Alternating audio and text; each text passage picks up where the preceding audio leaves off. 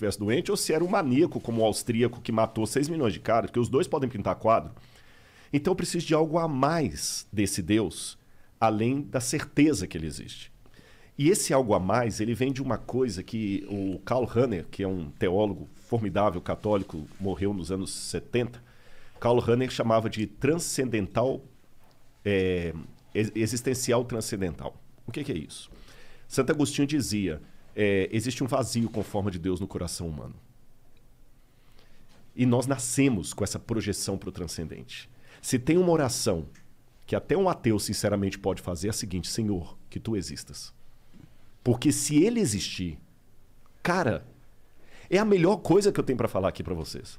Se Deus de fato existir do modo como a Bíblia o revela, ou como ele se revela na Bíblia para corrigir, então fica tranquilo que ainda que você esteja morto, você viverá. Você está entendendo?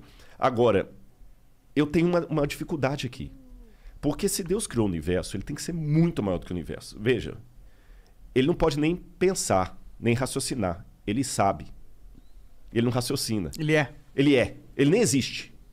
Que existere significa algo extraído de algo. Ele é. Ele é muito... Não tem nem como imaginar Deus. Você está entendendo? Qualquer coisa que eu falar dele, eu vou falar do que ele não é, porque o que ele é ninguém sabe.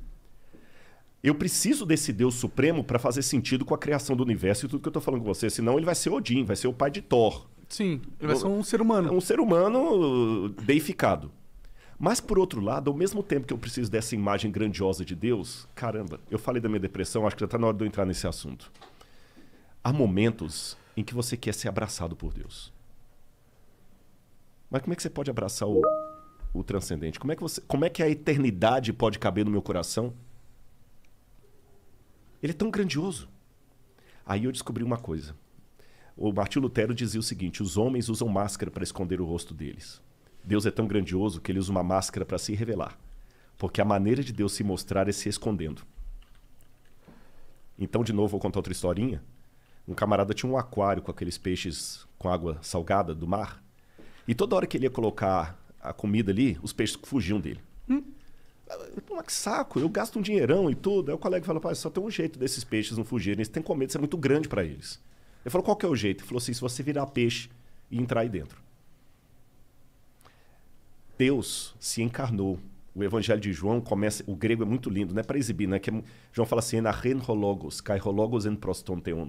No princípio era o verbo. E o verbo estava com Deus, e o verbo era Deus. E o verbo se fez carne e habitou no meio de nós. E vimos a sua glória, glória como do unigênito do Pai. Então Cristo é Deus em forma humana, de uma maneira que eu possa abraçá-lo. Paulo fala que ele se esvaziou, kenosis. Então, embora ele ainda tenha toda a plenitude da divindade no corpo dele, ele é tátil. E ele deixou as marcas dele na história. E vem a arqueologia. Eu fui lá, eu vejo as coisas. Ele passou na história, ele deixou o testemunho, o rastro dele ficou aqui. O DNA, entre aspas, né? Ficou aqui. E quando você se apega a essa fé que é racional, porque se não for uma fé racional, ela é crendice, é fideísmo. Soren Kierkegaard. Não é crendice. Eu sou crente, eu não sou crédulo. Cara, essa fé entra na sua cabeça e ela pega... Aí eu não me peço explicação que eu não vou saber dar. É o que eu falei, é o sabor, você não consegue. Ela pega a sua mente, mas ela pega também o seu coração.